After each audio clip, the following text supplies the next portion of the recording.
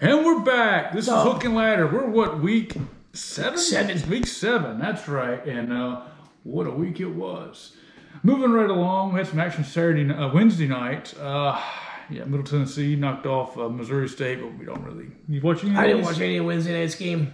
Thursday night, Kennesaw State knocked off Louisiana Tech. I watched a little bit on Thursday night. Watched a little bit of the Southern Miss Georgia Southern game, but not enough really to. Yeah. But this Friday game, this is South Florida at North Texas. The game I watched, and North Texas, I believe, were undefeated, right? Mm-hmm. Good game. I mean, they were up. They played well. They played hard. Second half, South Florida really kind of took it to them, and it got real ugly. Mid to late third quarter started getting ugly. But North Texas, man, I got to give them credit. They came to play. They got some athletes. Yeah. And I was watching this game. A couple of things the announcers were mentioning and that I did not know. So South Florida was number 1 in recruiting last year for non-Power 5 teams. They are the same this year, number 1 recruiting.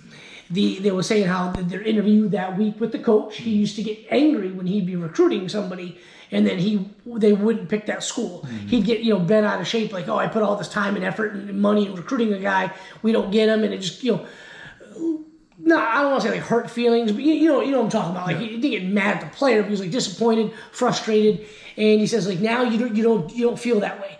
You come in second for a recruit. You keep in contact with them. Now, we've heard other coaches doing this. Guys like Ryan Day, Kirby Smart come to mind, where you lose out on a guy in recruiting, and then they transfer to your school a year or two later. And they were mentioning that you come in second in recruiting battle, and you keep the relationship going. They come back around when they want to transfer. So they're getting guys. They are out recruiting everybody that they basically play that's not Power 5, like they played Florida and Miami, but they look good. Yeah. I've mentioned it before. Brown, it looks like a mini Cam Newton to me, just the way he runs and the way he throws it, in particular the way he throws the football. It's just like a mini Cam Newton. He's a good player. Yeah. I'm wondering, though, if he's going to stick around. Yeah, that's always something. Moving right along, Ohio State knocked off Illinois 34-16. You see this one? I watched this entire game. The Flying Jerry Gertz. Had to watch his fight in Illini. And I've got a couple of buddies that are Ohio State fans, and one of them I was tweeting with during him and Jules. You remember Jules? Tweeting during the game.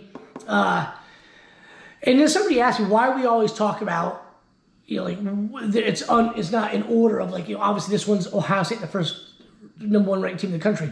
But we start basically on the noon games, for the most part, in the rankings. So, but that's why we're starting with Ohio State. But they look good. They did what I wanted to see them do. Illinois is a ranked team, a good football team. Luke Altmaier played pretty well, but Ohio State's in a class of its own. I mean, how we said last week, I thought Miami, you agreed, was the most complete team in college football. After watching a full game of Ohio State, I don't know if I think that anymore.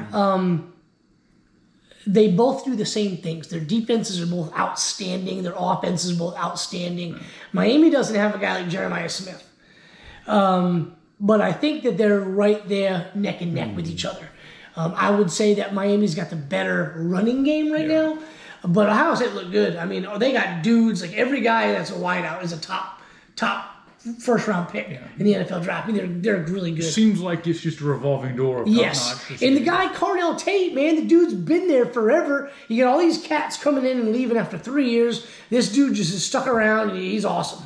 Yeah.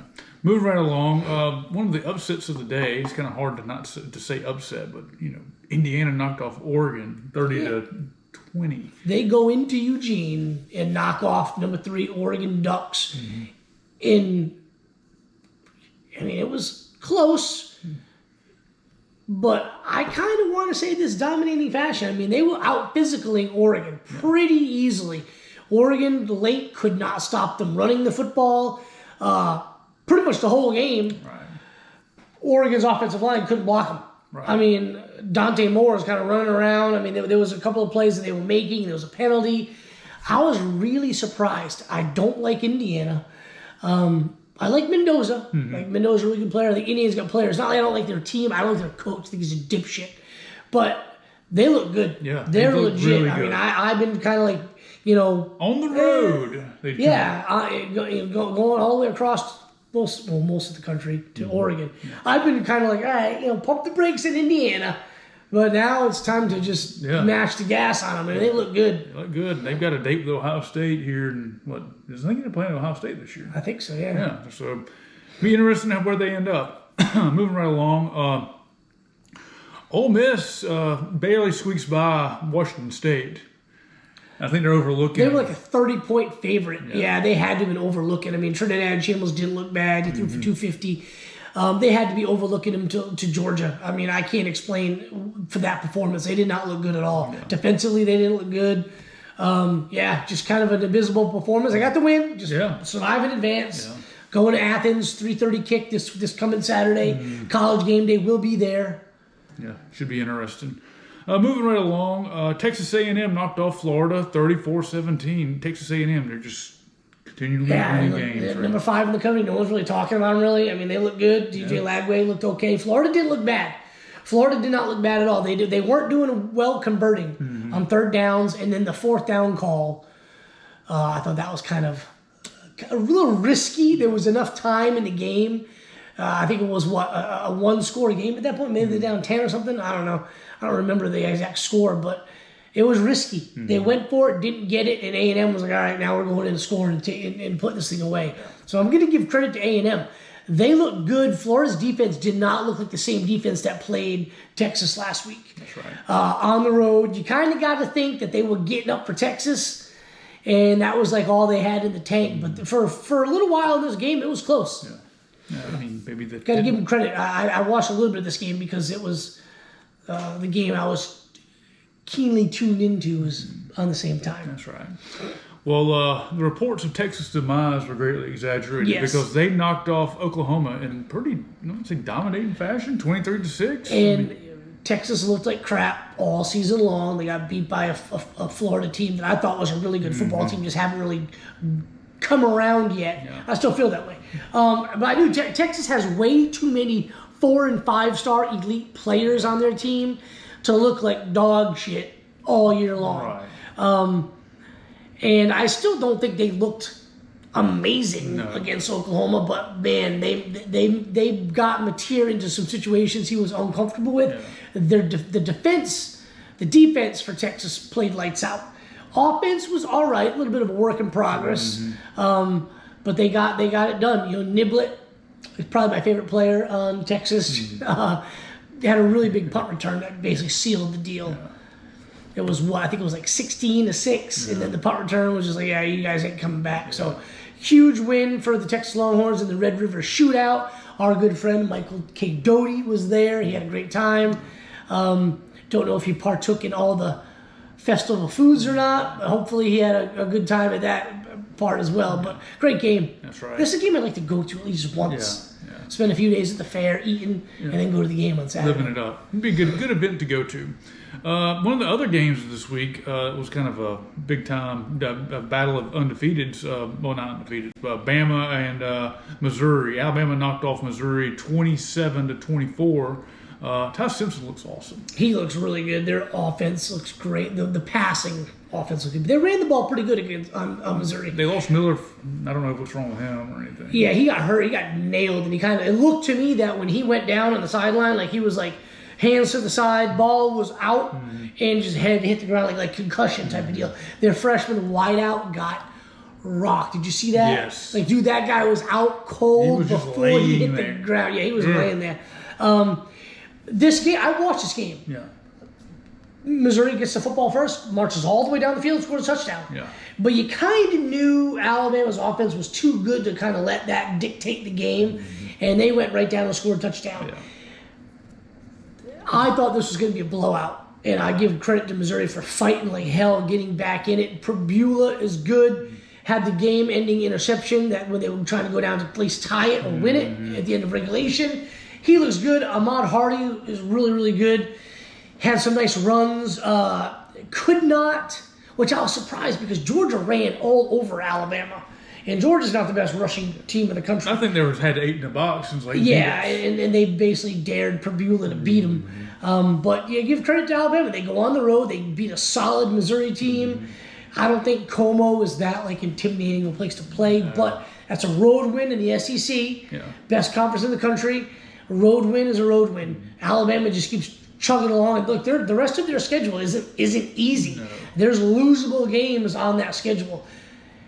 Can they finish 11-1 and go to the SEC? I think that basically they're almost a shoo-in for the SEC championship in my opinion. But there's definitely some games they can stumble. They've played really well. And that Ty Simpson, man, he is something else. He is. He's there was a throw that he made during the game yesterday. I was like, how do you defend that? And just to kind of think that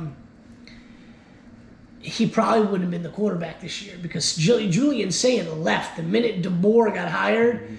Julian Sayin was already enrolled at Alabama. Saban bails, and he jumps in the portal. He was there for like 2 weeks, early enrollee, and he bails. So I mean, he might. I mean, who knows? Maybe Simpson would have beat him out. But as you can see, the 2 best quarterbacks in the country. Well, I'm gonna throw Carson Beck in there. 2 of the 3 best quarterbacks in the country were on Alabama's roster just 2 years ago. That's right. Moving right along, let's see. Texas Tech knocked off Kansas 42-17. This is another one of those teams that just keep winning games. Yeah, man. Texas Tech, they're looking good. They're easily running away with the Big 12 right now. I thought Kansas might have given them a problem because they have that ability. But there was no problems with Texas Tech. 42-17. They're just chugging along. They're good. Yeah. I kind of have a feeling they're not going to play a team that can really do anything to them until the playoffs. December. Mm-hmm. Yeah. Moving right along. Georgia knocks off Auburn 20-10. It's another typical Georgia game. Tale of two halves. Yep. They look like dog shit in the first half, but they somehow escape it. It's 10-3. Second half, offense comes alive, does about 300 yards of total offense in basically one half. Mm-hmm. Score could have been a little bit different. There was a missed field goal, and there was a really bad call. But, I mean, the referees, like this, that's the story of the game. Yeah. The referees, they were bad. Both teams have major, Auburn more. Auburn had 11 penalties for 105 yards. Mm-hmm. 95% of those penalties were legit. I mean, the targeting... Dude, the guy's own helmet come off. Mm-hmm. That was a pretty rough penalty. Pass interference, the late hit on the quarterback on that last drive of the first half was penalty. But Auburn has a legit gripe. I felt the fumble was probably a touchdown. Most likely, if we're being honest, that's a touchdown. But call on the field is fumbled. There has to be irrefutable evidence to overturn the call. There wasn't there, so the call on the field was upheld. But again, Georgia returned for a touchdown. They blew the whistle, so they got at the 1 yard line. They went 99 yards, kick a field goal, whatever. Bad refs. So when I say the score could have been much worse, Georgia had a pass play down to the 2 yard line. And on that drive, there was a callback due to a really bad blindside block call. It was not a blindside block. Really bad call. Probably like we owe Auburn one kind of deal. So they call it back. Georgia would have scored a touchdown there, no problem. They ended up missing a field goal. So it easily could have been 27-10. But, give credit to Georgia. They were absolutely dominated physically, mentally, emotionally, dominated family members. I mean, they looked bad. Auburn had their way with them first half. Second half, absolutely, completely flipped. Just like the Alabama game. Yeah. Alabama didn't score a point on Georgia in the entire second half. Neither did Auburn. And Georgia finds a way to beat Auburn, couldn't find a way to beat Alabama. But it's like, why are you waiting 2 quarters to actually play good defense? It's like they can't get off the field. It's like you'll go 3rd and 8. Clearly they're not going to convert it. 15-yard pickup. It just constantly. And then the second half, Auburn and Alabama all went like 0-for. Yeah. But, give credit to Georgia, another road win, SEC road win, the Deep South's oldest rivalry. That's a tough game. I don't care that Auburn's unranked. They looked good. Their defense is legit. Yeah. Offense kind of looks like shit, and that's been their downfall this season is offense. But their defense has had them in every game they've played. Yeah. So give them credit, give Georgia credit. Both teams played well. Yeah. And as for Georgia, you're starting to see Kobe Young and Zachariah Branch starting to step up in the receiving core, and things are starting to click a little bit there. So look for that moving forward. Moving right along, LSU knocked off South Carolina 20-10. Didn't see much of this game, so some highlights. LSU's offense continues to struggle a little bit. South Carolina's not a bad football team. They got talented players. But, man, this season has not gone the way they hoped. They've lost some games early that they should have never lost. And it's basically going in the tank. Yeah. And I don't think, I mean, they can right the ship, but I don't think it's going to happen. Yeah. Schedule's tough. I mean, the SEC's stacked this year. It is. Speaking of another good SEC team, Tennessee knocked off Arkansas 34-31. Arkansas showing a little bit of fight. Yeah, they're showing fire with the new interim head coach, Petrino, in his second go-around there. They looked good. I mean, they didn't look bad when Sam Pittman was coaching. If it wasn't for 2 damn fumbles in plus territory, one of them inside the 5, both games they were going in for the win. Yeah. The one that was inside the 5, all they have to do is kick a field goal to win the game, and they fumble. That's two going the other way. He's still there if that doesn't happen. Yeah. But Petrino comes in. Arkansas played well. I think Tennessee's overlooking Arkansas because they play Alabama next week at home. If I'm not mistaken, is at home. So that might have been a look ahead game. But give credit to Tennessee. They knew they were in for a fight, and they relied heavily on the run game. Yeah. Moving right along, Georgia Tech knocked off Virginia Tech 35-20. Haynes King, what can you say? Yeah, I mean, as Haynes King goes, so does the Georgia Tech Yellow Jackets. Right. I keep waiting for him to get hurt because they run him a lot. I mean, he's taking hits, but they're undefeated. Yeah, no, are they? Yeah, they're undefeated. Yeah, they've had a couple close calls. Yeah, that one that they should have lost, and then the referees kind of screwed. Yeah. What was it? Wake Forest? I think, it was Wake Forest. They screwed them pretty bad. But give credit to Georgia Tech. They're undefeated. Yep. Moving right along. USC knocked off Michigan 31-17. You see any of this one? I saw a little bit. I always got to watch Michigan as well just because of all the people we know that are big Michigan fans. Yeah. And I didn't see this coming. I thought Michigan would just out-physical USC, but USC came to play. Yeah. Give them credit. It's a home game. They fought hard. They looked good doing it. Mayava looked really good throwing the football. Running backs looked good. Michigan's still a young team.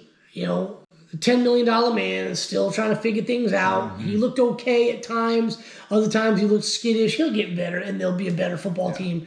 But right now, Michigan, just get right for that last game of the season. I don't think they have any illusions of what they're going to do this year. They get a bowl game, obviously, but they're going to try to beat Ohio State with everything they got. They're just trying to get ready for that. I will laugh if they end up beating Ohio State. All right. Notre Dame knocked off NC State 36-7. Those early losses aren't looking nowhere near as bad now. They're not, but I still Notre Dame. Yeah. I want them to lose a third game, and just so we don't have to talk about them anymore. They'll lose a third game. They'll be ranked in the top 25 still, but we're gonna just not have to talk about them being in the playoffs. Yeah, but 10-2 Notre Dame is definitely going to play in the playoffs. BYU knocked off Arizona 33-27. BYU stays unbeaten. Their quarterback is awesome. We talked about him. Bayer. We talked about him on the show last week. I like the guy. I like BYU. I don't always like any more than they play so late at night, especially after I've pounded 15 beers watching my team barely win. One of these days it'll be on a Friday and I'll be able to watch them. That's right. Arizona State loses to Utah 42-10. Utah is good. The only loss they've got so far, if I'm not mistaken, is to Texas Tech. And it was fairly close to the end. Yeah. Utah is a very, very physical football team. They're well coached. I like Utah. Yeah. Colorado knocked off Iowa State 24-17. And they stormed the field. Number 22, Ohio State loses to Colorado. Iowa State, the wheels are coming off for a little bit. And Dion, guy's health has been an issue. Feel bad for him. He gets a much-needed win, a much-needed ranked team that he's beat, and the fans storm the field. Yeah. It's good for them. Good for that, absolutely. Florida State loses to Pittsburgh 34-31. The Norvell experiment looks like it's not good. I mean, saw the graph. It was in their first X amount of years in the ACC. They were 101-9 in ACC games, and now they're 1-9 in their last 10 ACC games, and it's awful. It's bad. I mean, they beat Alabama, and I thought things were going to be turned around for them, and it's just not. And they've got good players. I don't like the QB, and I said that a few weeks ago when watching him against Virginia. He's this scrambling guy that just doesn't know where to scramble to. Yeah. It's always like he's like, super fast and will scramble. He scrambles right into a defensive lineman. He's not good. He threw up a prayer for a touchdown, or else it would have been this close. They need a QB. Yeah. They had one, and they went undefeated. Mm-hmm. They need another decent quarterback. I think that's what's holding them back. They got good wideouts. Yeah. They got I don't know if I'm saying his name, the running back, Croma, kid from Georgia. That kid's amazing as a running back. He's a really good running back. The defense has got some guys on it. But they need a QB that can, they need a guy like a Carson Beck to either transfer there, or they need one of the guys that they recruit to stick around, and they need him to be good. Yeah. It's not happening so far. UCLA knocked off Michigan State 38-13. Man, ever since beating Penn State, they're on a tear. They've righted the ship, and now they've got it figured out. They got something going on there. Yep. But I don't know. We'll see. Good trajectory, while Penn State's trajectory is going the opposite direction. Yeah. We'll talk about that in a minute. Penn State knocked off or lost to Northwestern 22-21. Yep. And Drew Aller's out for the year with an ankle injury, broken ankle. I watched a little bit of this game, and I just could not believe what I was watching. Mm-hmm. I could not believe they were going to drop a third game. And it was back and forth, back and forth. I was like, I wasn't really concerned they were going to lose. And then all of a sudden, I was like, holy crap, they're going to lose the game. With that last score Northwestern got, I was like, uh-oh, Penn State, what are you doing? You going to drop 3 in a row? Yeah. I've been saying it for years. 4 years, this college football media has been hyping up Penn State. And like today I was watching like college football final, like, oh, well, nobody saw this coming because they brought everybody back. I'm like, yeah, everybody back that wasn't all that good. Mm-hmm. They made the playoffs because they were in a shit conference, and they went in anyway. Who'd they beat last year? Did they beat Ohio State? No. Mm-hmm. I don't think they beat Michigan. They didn't play anybody. They didn't. They managed to avoid Indiana. They managed to avoid Oregon. Yep. They backdoored into the playoffs, played Boise State, who, they beat them fairly decently, but Boise State just wasn't ready for the limelight. No. And then they got beat by Notre Dame. And I'm looking at them going, you're not bad, but I don't think they deserve to be there. I think Alabama was better than them last year. They're a 10-2 program. Yeah, and of course Alabama was you lost to Michigan. Yeah, you're in the playoffs. It's a little bit of a different animal. You actually give a shit. But Penn State has been a fraud for years, and finally people are seeing it now, and they fired James Franklin today, which I don't disagree with. The guy can get you to that 8, 9, maybe even 10 wins, but you're not getting over that. We've said it forever about that guy. That doesn't make him a bad coach. He just is what it is. They fired him, and they've had 5 decommitments so far this afternoon. 2 5-stars have decommitted. Yeah. So, I don't like seeing people get fired. But at the same time, I don't like Penn State. Yeah. I think they're a fraud. Pretender. Hold on a second. Let's go on next week's game. I'm trying to load up. I mean, it's being difficult all of a sudden. There we go. LSU at Vandy at noon. That would be a tough game. You got to go play in Nashville, which, obviously is not the most toughest place to play. What was that? Friday, we got Miami, Louisville at Miami, Nebraska at Minnesota. That's going to be a good night of football right there. I'll be able to watch both of those games next Friday. I have nowhere to be early in the morning Saturday. I'll be able to watch those games. North Carolina at 10:30 at Cal. Ooh. That's going to be a rough one. But LSU at Vandy at noon. Georgia Tech at Duke at noon. Washington at Michigan at noon. There's some pretty decent noon games. Washington had a big win this weekend against Rutgers. I know it's Rutgers, and they haven't had a conference win, but Washington needed that get-right game after losing to Ohio State. Oklahoma trying to get right at South Carolina. South Carolina's trying to get their season right. Ohio State, Wisconsin, 3:30. Ohio State should beat them by 50. Yeah. Ole Miss, Georgia, 3:30. 3:30. That'd be a big game, biggest game of the week so far. A&M at Arkansas. Like I said, the Ole Miss at Georgia. College game day will be there. 3:30 kick. Yep. Clemson, SMU, 3:30. That could be a sneaky good game. Yeah. Texas Tech's got Arizona State at 4. And Arizona State should get rolled, but you never know. That's why they play the games. Oregon got a get-right game against Rutgers through 6:30 start.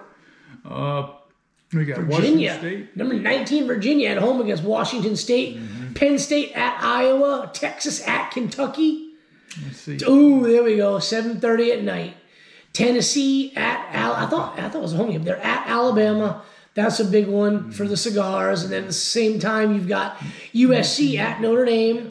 That'd be a big game. You got South Florida against Florida Atlantic. Missouri at Auburn. Interesting matchup there. Both Auburn teams are desperate for a win. Yes, and Auburn. If Auburn loses this game, and Missouri's not a bad football team, but I don't think Auburn's that bad a football team too. They need better passing from Jackson Arnold. The kid can run.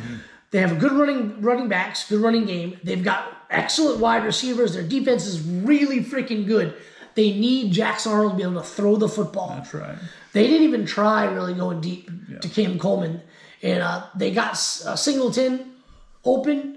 That little thing Just off his fingertips, or else that would have been a game changer. Yeah. But Auburn's a good football team. They lose this game, though.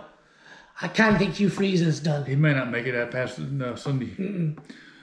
Utah at BYU, always a good game. Always 8 good o'clock at night. I'll probably be able to watch that. Look at this. Florida State at Stanford at 10:30. Going all, that's like almost as far across the country as you can go. If somehow Florida State manages to lose this game, it's over. Yeah. Norvell's done. Yeah. You might have 2 or 3 firings by this time next week.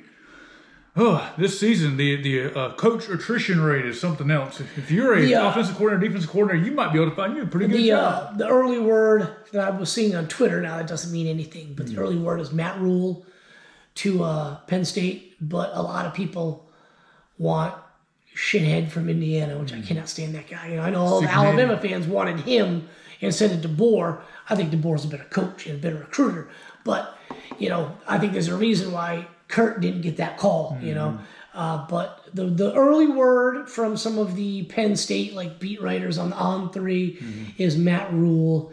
Would he bring Dylan Raiola with him for the 1 year? Penn State. Nebraska's been one of those teams that has been very heavy with the NIL money on transfers and recruits. The number 1 player in the country 2 years ago, Williams Nawari, the defensive end from Missouri, committed to Missouri due to their NIL for high school kids. Were able to pay him through his senior high school before he enrolled at Missouri. He bailed after last season. Now he's at Nebraska, not really doing much. Had this conversation with a friend of mine yesterday. Nawari was wanted by a lot of big-time teams, and he kind of spurned him for the money, the high school NIL for the state of Missouri, to go to Missouri. And now he's at Nebraska, not really doing anything, and it's like you could have been in your sophomore year at one of the 3 bigger schools that were recruiting you. You could be playing meaningful snaps, being developed, going against top offensive linemen every day in practice, going up against top offensive linemen and offenses every Saturday. Instead, you chose the money. And are we ever going to hear your name in meaningful games on Sundays? Interesting. That concludes this week's slate of games. We'll do it again next week. You guys have a good weekend. Good week.